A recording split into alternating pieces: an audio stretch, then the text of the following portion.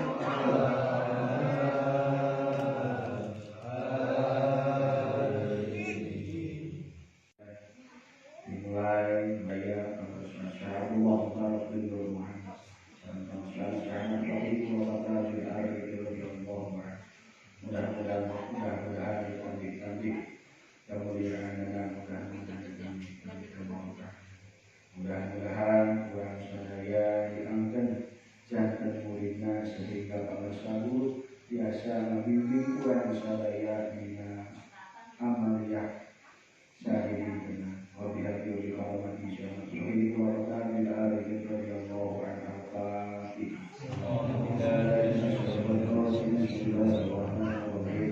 alhamdulillah rabbil alamin arrahmanir rahim iyyaka na'budu wa iyyaka nasta'in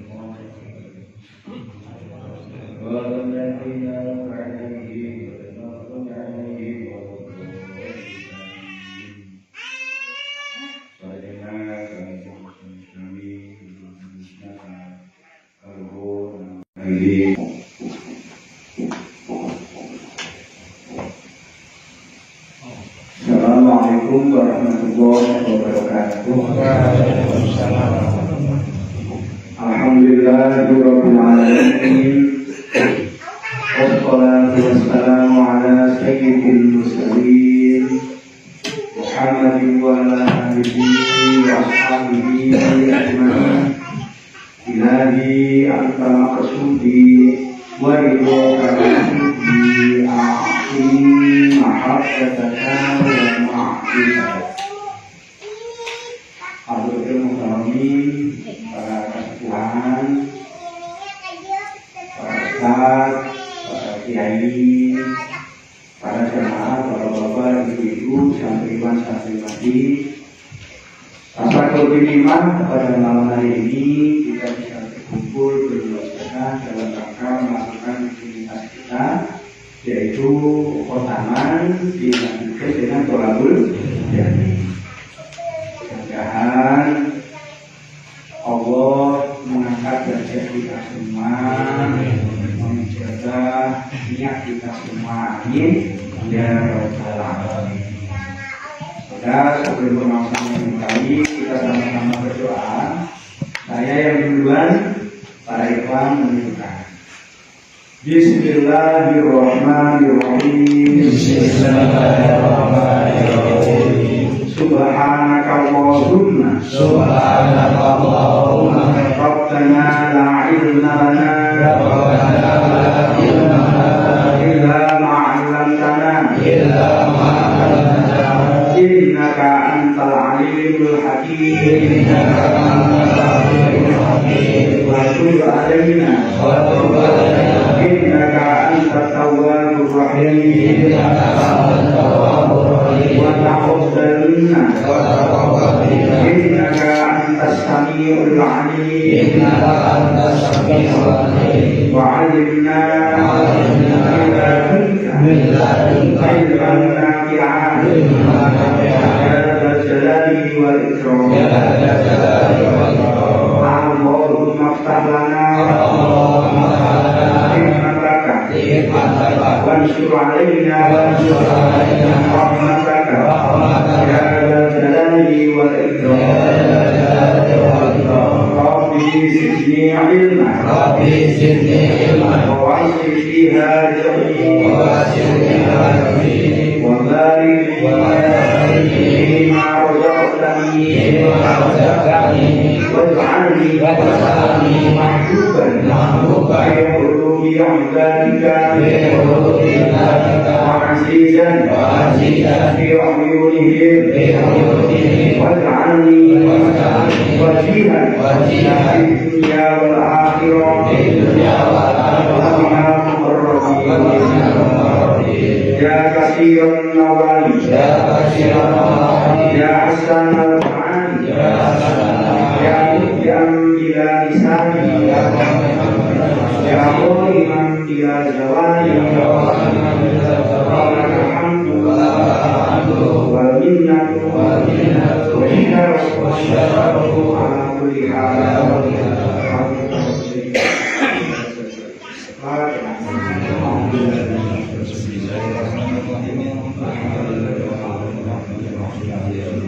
Iya kan,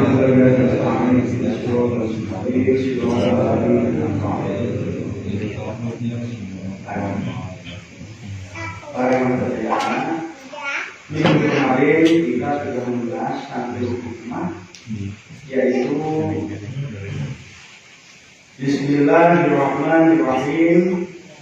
Man ittala'a ala asraril ibadi walam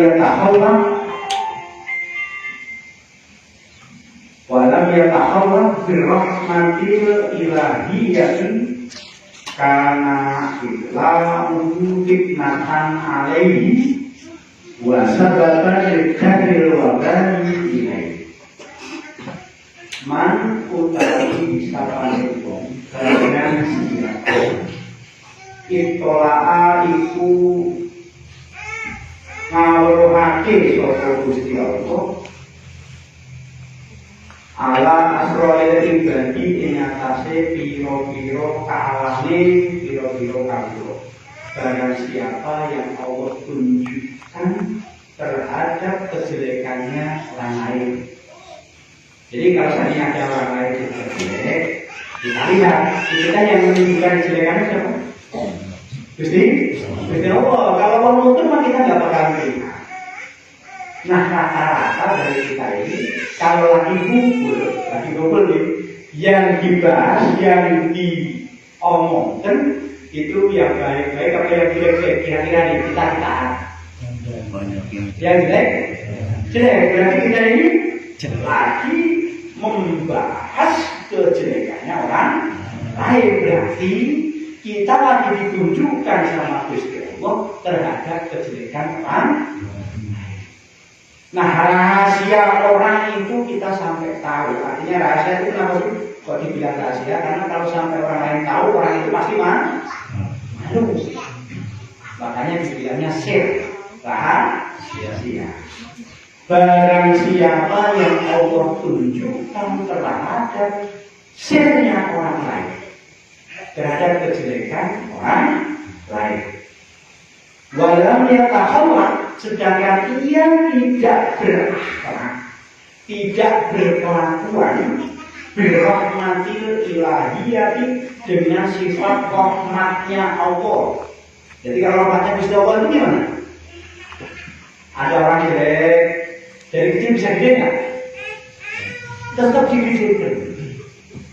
Ada orang maksiat, tetap diberi rezeki, tetap diberi hidup, tetap diberi sehat, tetap diberi semua kenikmatan yang Allah kasih ke orang soleh itu juga dikasih ke orang yang maksiat.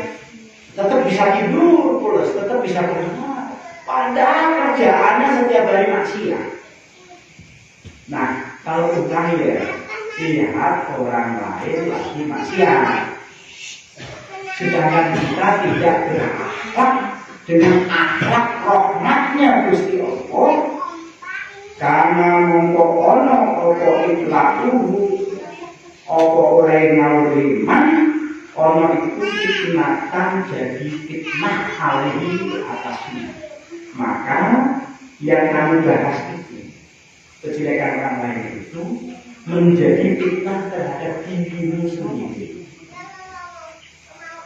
Berarti gimana dong? Nah, makanya di aturan itu yang diwajibkan bukan bahas kejelekan, bukan. Yang diwajibkan itu wa amma binikmati rabbika fahadis. Kalau kamu dapat nikmat dari Rabbmu, ceritakan. Yang disuruh itu ceritakan ke nih.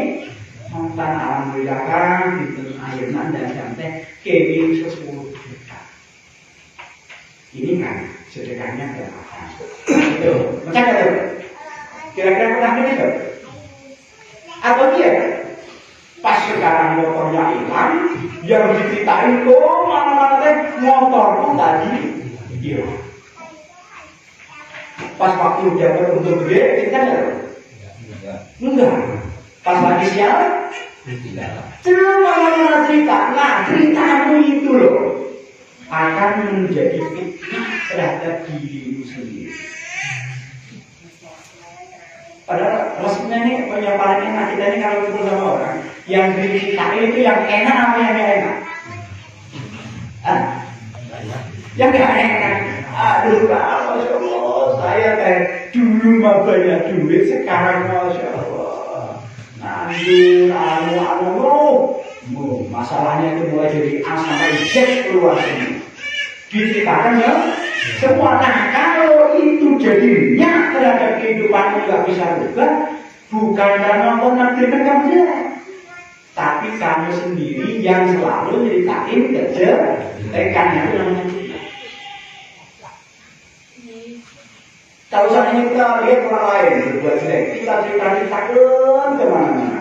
Kalau nama di dalam satu hadis kursi itu dikatakan di sana, kamu kalau menceritakan kejelekan orang lain, maka kamu nggak bakal mati sebelum kejelekan itu kamu alami. Baru tahu. Masya Allah. Bahkan aku hibu ayat kulawah ma'ahi. Padahal dulu apa kamu senang makan daging saudaramu?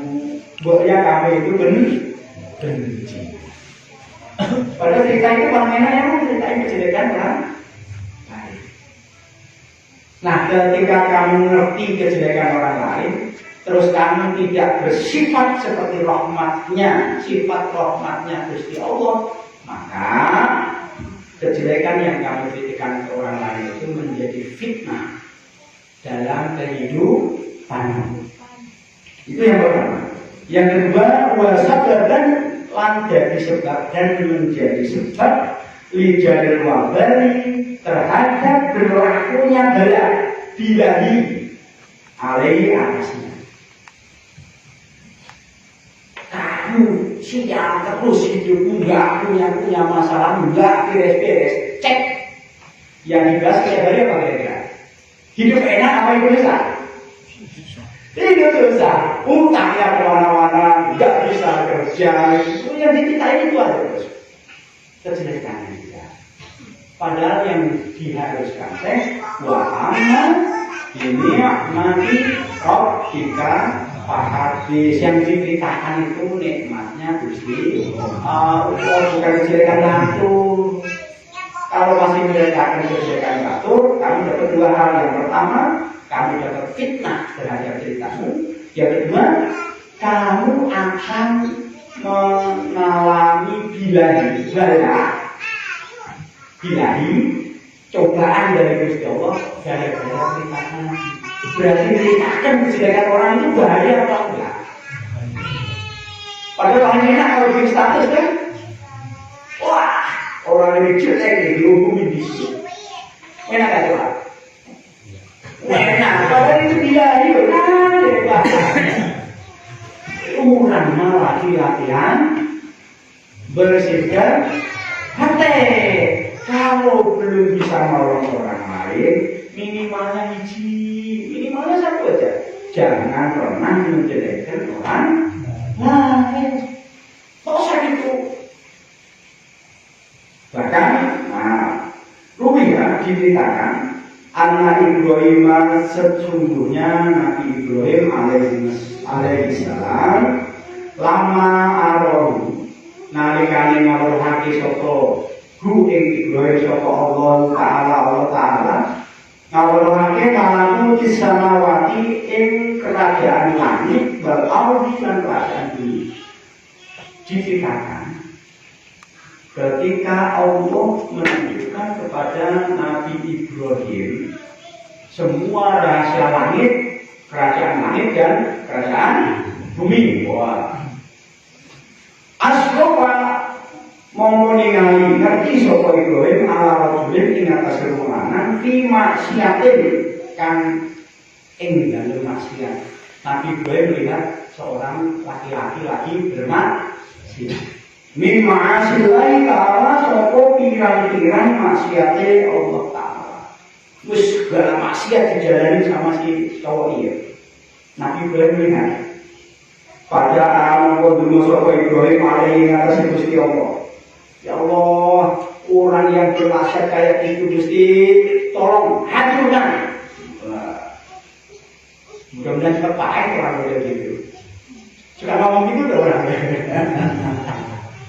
Ya kan?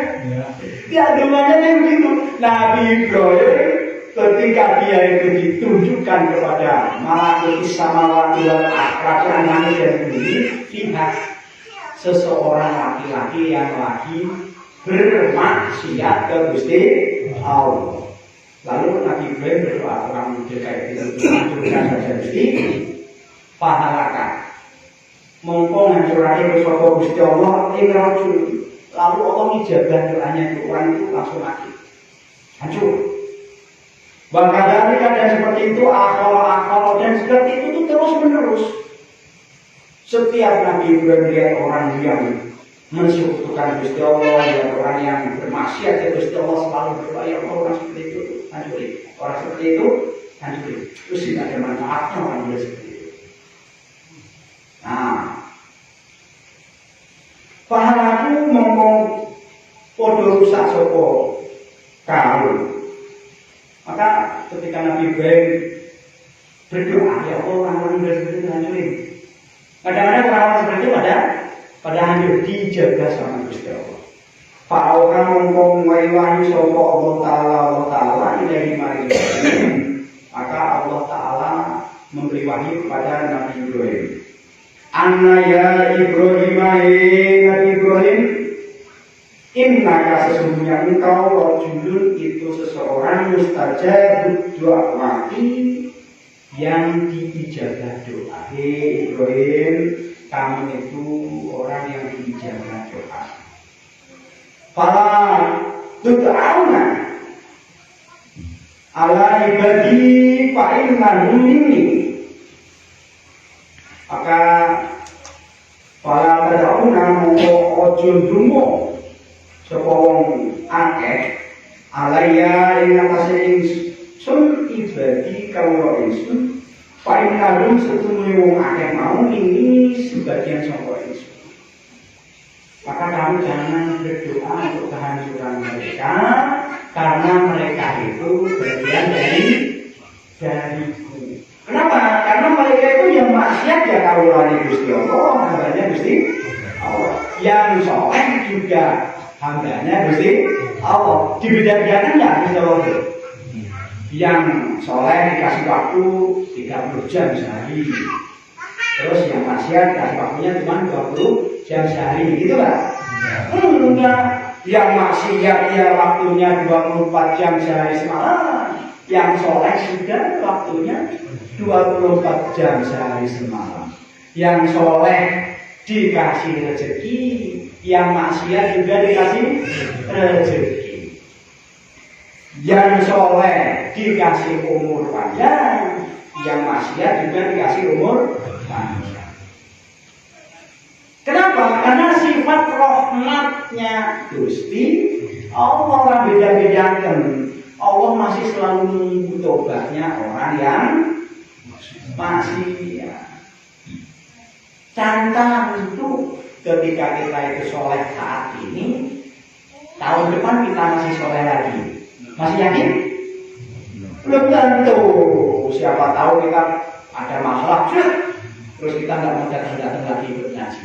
Ada nggak kejadian gitu? Ada. Ya kan? Orang yang miskin ke sini, yang jelek-jelekin ke sini, kadang-kadang sama itu tidak ikut ngaji, ikut pikiran. Ada nggak? Ada. Makanya kalau baik ya tantu baik selama. Nah, kalau jelek juga tantu jelek selama. Kami nak gitu oke, makhluknya Gusti Allah gitu oke, direzekian sama Gusti Allah. Kita nih jangan pula sampai mendoa, apalagi punya perasaan berhasil ke orang yang lagi maksiat. Pulang. Karena tadi kalau kamu sampai mendoakan yang jelek kepada orang yang lagi berbuat jelek, berarti kamu tidak berakhlak dengan akhlak rahmatnya Gusti Allah. Kalau kamu tidak berakhlak dengan akhlaknya Gusti Allah, ya berarti gimana? Dua dari yang kelima. Yang pertama, hidupmu penuh dengan kebaikan. Yang kedua, kamu penuh dengan cobaan. Pengen gitu? Nah, gitu, Haji. Kalau punya orang jelek-jelek kan? Kalau nyawa silakan batal tutup. Kalau ada orang jelek yang kita melihat nih, kalau kamu bisa benerin, soal diajar dia ngaji. Kalau ada orang kelaparan gara-gara dia belum dapat kerjaan, kalau kamu bisa bantu kasih makan. Kalau kamu nggak bisa, dijelek-jelekin. Nah itu tadi. Kalau ini jelek-jelekin orang lain mah dapatnya mah cuma dua. Kalau nggak penuh fitnah ya penuh bala. Ya masa yang kami pilih ya. Ya kan? Nah, Fainam ini ala sama si histori. Karena sesungguhnya mereka menurutku itu terdiri dari tiga hal. Yang pertama, imma ayatu bala'atu minhum ilayya fa'atubu alaihi.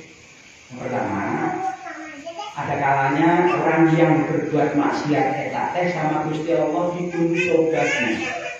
Setelah dia datang tobat, Allah menerima tobatnya. Kira-kira tobatnya orang yang sering berbuat jelek dengan tobatnya kita nih yang nggak pernah berbuat jelek, mantep mana? Ya mantap orang yang berbuat jelek karena dia nyeselnya lah kalau orang hadir dengan sorangan bener juga kamu sorangan cocek sama istrinya masih bener kan? Itu baru sama istrinya tuh belum ngecek ke anaknya, ke tetangganya, ke teman-temannya belum cek ke istrinya. Kalau istrinya ngomong jelek berarti mana? Ya kan ada masih goreng kene. Nah, jadi ada kalanya yang pertama Allah tunggu tobatnya. Setelah dia datang tobat, Allah menerima tobatnya. Yang kedua, wa imma an akhruja minhu ismatan.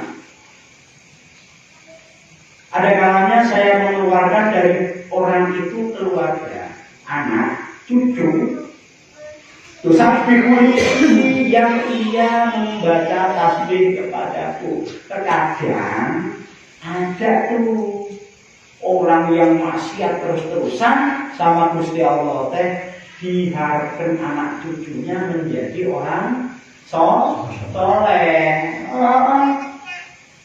Contoh siapa?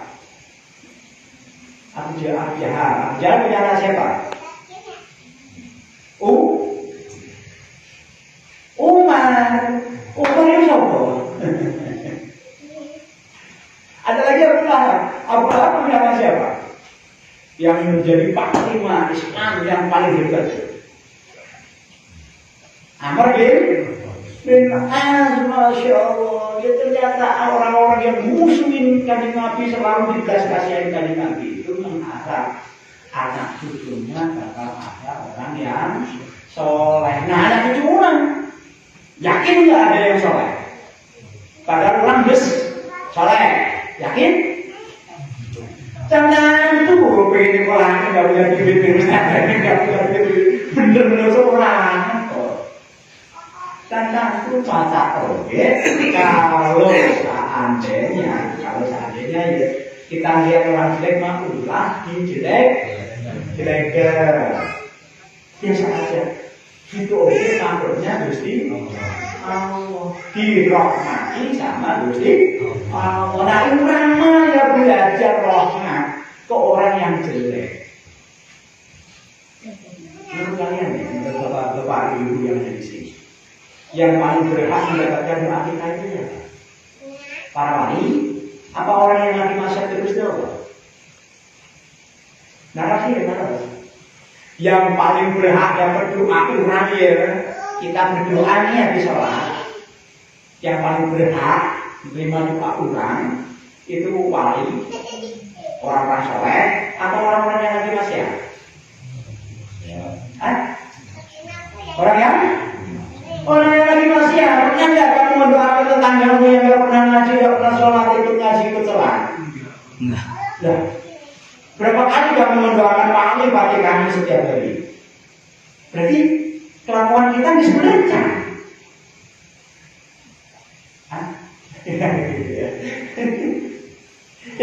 Kita merasa berberkah menurut seorang merasa jadi orang baik menurut diri sendiri, bukan menurut aja. Ya. Buktinya apa? Kita susah kan itu mau bantu. Ada anak yatim, ada anak orang sakit, kita sering apa? Belum kan? Belum, berarti kita masih termasuk pendusta agama. Kenapa bisa bilang begitu? Ya karena kalau di Al-Quran Ar-Ra'aital ladzi yukadzibu bid-din, kamu ngerti enggak orang yang mendustakan agama? Fadzalikal ladzi yad'ul yatim. Itu adalah orang-orang yang membiarkan, bukan membentak, membiarkan orang yatim. Yatim itu dibiarkan aja, bukan urusan air, bukan tuh. Neng,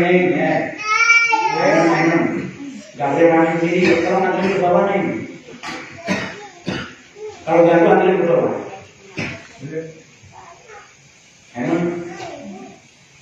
Nah, apa yang kita lakukan kepada anak-anaknya? Wala ya'udhu ala ta'amil miskin, hatinya tidak tergerak untuk ngasih makan orang miskin. Nah, itu berarti apa dong kita ini? Nggak benar. Nah, kita juga jangan bener. Lihat orang lain salah, dia omong-omong ke dia mata, oke, langsung terima 2 hal tadi. Gara-gara ngomongkan kejelekan batu sing eling. Ulah kalau bisa beri, kalau nggak bisa beri, ulah diomongkan ke orang lain. Ulah, karena kalau kita dapat fitnah, kalau kita dapat bilai, balak juga Gusti Allah, gara-gara 2 hal. Nah tadi ngomongnya kadang-kadang dari orang jelek itu Allah menunggu tobatnya. Yang pertama kita. Yang kedua kadang-kadang dari keturunan orang kita ada yang jadi orang soleh. Keturunan orang kita supaya jadi jamaah soleh. Yang kedua, wa imma ayyub'asa ilayya fa in syi'tu aqaltu anhu wa in syi'tu aqaltu. Ada kalanya dia itu datang ke Gusti Allah sampai dia mati, ngelakuin seperti itu terus, jelek terus. Tapi Allah namanya juga Gusti Allah. Kalau dia jadi bangkitkan setelah dia mati, terus Allah mengampura terhadap dosa orang itu gara-gara punya keturunan orang soleh, bisa nggak? Bisa, nggak umrah. yang katanya nggak soleh, katanya bener. Ternyata anak-anak orang teh maksiat terus-terusan.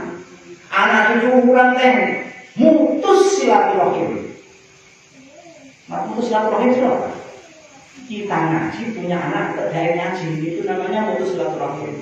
Kenapa? Karena di Al-Quran orang teh mikir masuk surga itu bareng-bareng sama anak keturunan. Lah orang punya keturunan gak dingajikan padahal orang teh anak pesantren ya. Berarti kita teh sudah mutus silaturahim. Lah mungkin gak nih yang kita udah soleh digebukin sama malaikat gara-gara punya keturunan soleh, mungkin gak? Ya mungkin. Terus apa yang mau kita banggakan itu apa? Pasti kita harus khawatir. Kenapa? Apalagi saya nih, anak saya nggak ada yang pesantren. Sedih. Pada orang yang cerdas. Makanya saya mau santri-santri anak orang lain tak rawatan ya Bapak. Mudah-mudahan kalian soleh. Amin. Berapa karena saya salah tadinya. Itu saya sudah mutus silaturahim. Kenapa? Saya kalau satu surga bareng sama anak cucu saya. Lah anak cucu saya itu ternyata maksiat semua. Saya bisa jadi masuk surga enggak? Ya jangan tuh. Lah kamu membiarkan anak cucumu enggak mau ngaji. Kamu ingin masuk surga toh? Kamu ingin bersama Gusti Allah. Terus apa amalan itu? Ya nah, kira dikatakan inna hada temennya iki sababun iku jadi sebab li amrillahi maring perintah Gusti Allah lan maring Nabi Ibrahim bidakhi walatihi. Ini jadi sebab Allah nyuruh Ibrahim untuk membeli anaknya. Gara-gara apa? Gara-gara Ibrahim kalau lihat orang lagi maksiat berdoa sama Gusti Allah mudah-mudahan hancurkan. Ya Allah mereka hancurkan. Orang yang tak jelek dari orang fakir hancurkan. Selalu begitu. Nah itu teh jadi sebab Ibrahim diperintah sama Gusti Allah untuk membeli anaknya. Kenapa?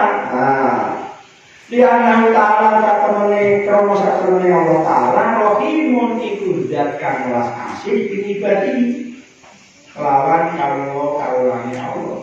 Sesungguhnya Allah Ta'ala itu zat yang maha welas asih terhadap hambanya kasapakoti seperti belas asihnya Ibrahim ala waladi terhadap anaknya. Lah Allah welas asih terhadap hambanya suruh matiin, suruh ngancurin. Sama manena terhadap anaknya juga welas asih punya anak. Kamu disuruh matiin gimana? Susah nggak? Tak gara-gara melihat orang maksiat suruh Nah, Bapak, intinya mah intinya mah, yuk kita belajar. Ngerti nu jelek ya ulah dijelek, ngerti nu hadir mudah-mudahan kita bisa niru. Lihat yang baik mudah-mudahan kita bisa niru, lihat yang jelek ulah jelek karena itu hati urusannya. Urusan hati, dah kurangnya lagi belajar benerkan hati. Kurangnya lagi belajar bersihkan hati. Kalau kira-kira setiap kali ngumpul sama temen yang dia omongkan gak, mendingan cicing sendirian dari sekali. Nggak pernah ngumpul-ngumpul, nggak pernah mangga. Dah paling-paling tangga juga yang dia omongkan kejelekan.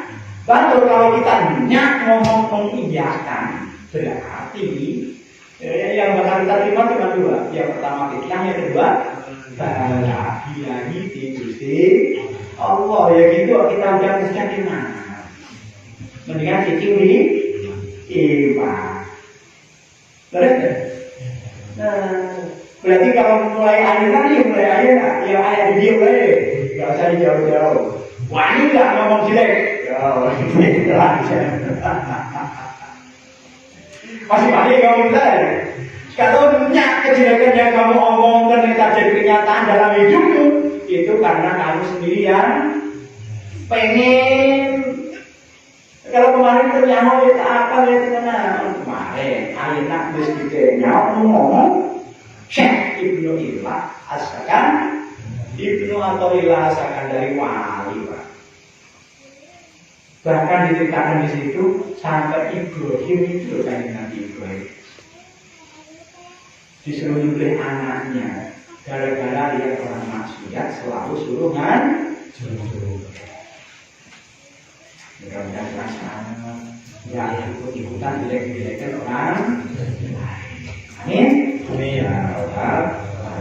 Maka kita sedang untuk ayat Assalamualaikum warahmatullahi wabarakatuh. Amin amin ya Allah. Bismillahirrahmanirrahim. Haudun nafsi utawi bagian nafsu fil maksiati ing dalem maksiat. Kan zina, koyo zina, iku dohirun dohir, jaliyun turjilah. Tuntutan nafsu, innan nafsa la'am maraton bisu. Nafsu selalu nyuruh yang jelek. Jadi bagian nafsu itu yang jelek, bagian nafsu yang jelek. Itu jelas. Kenapa? Karena kalau habis zina merasa puas, habis nyalek puas, habis mabuk puas, habis maksiat yang lain puas. Nah, rasa puas itu tuh, itu bukti kalau nafsu itu ambil bagian nafsu di dalam maksiat itu dohir, nyata dan jelas.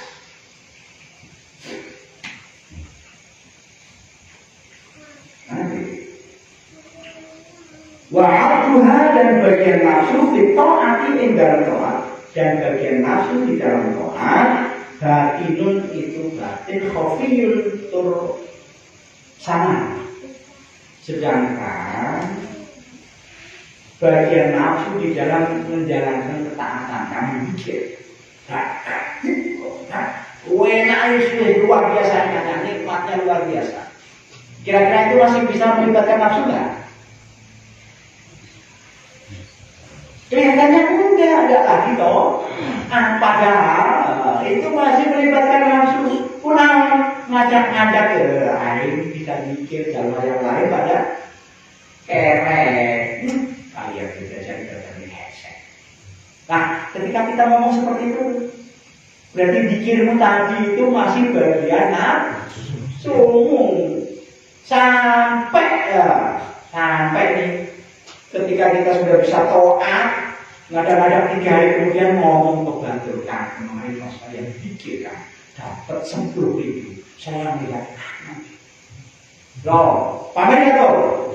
Masih pamer. Masih lihat kayaknya.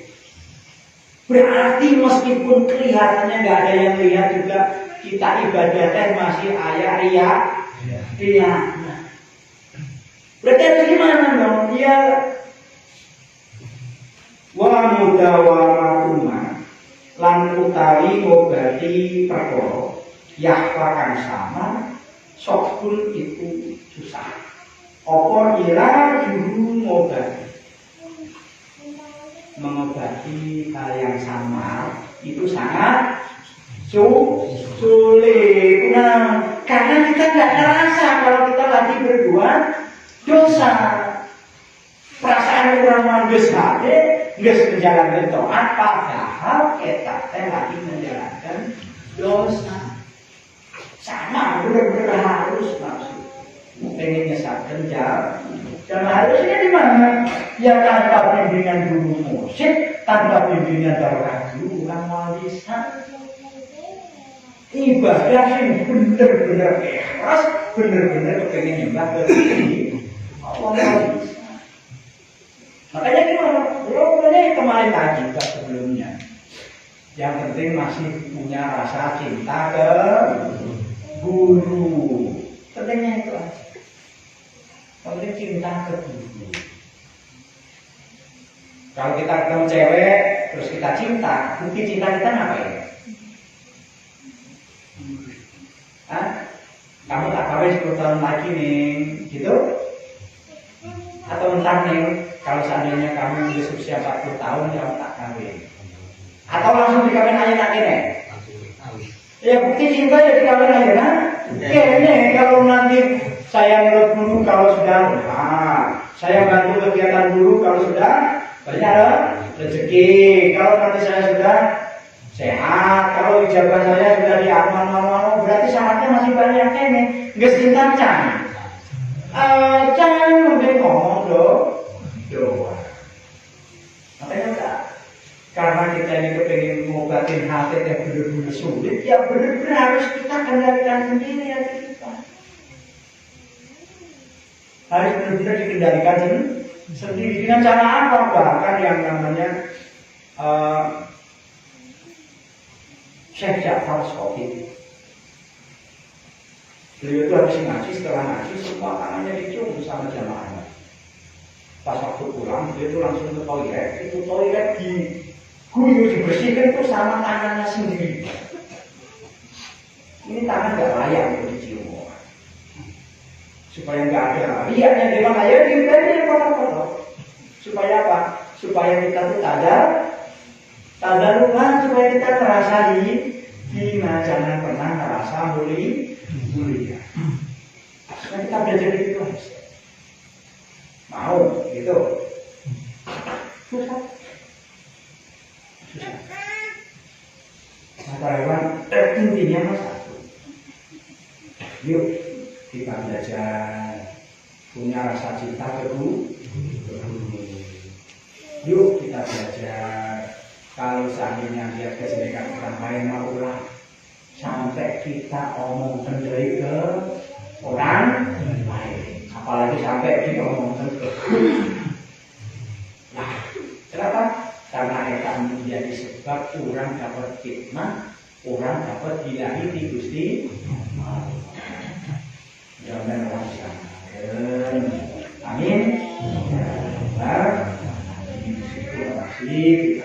Assalamualaikum warahmatullahi wabarakatuh.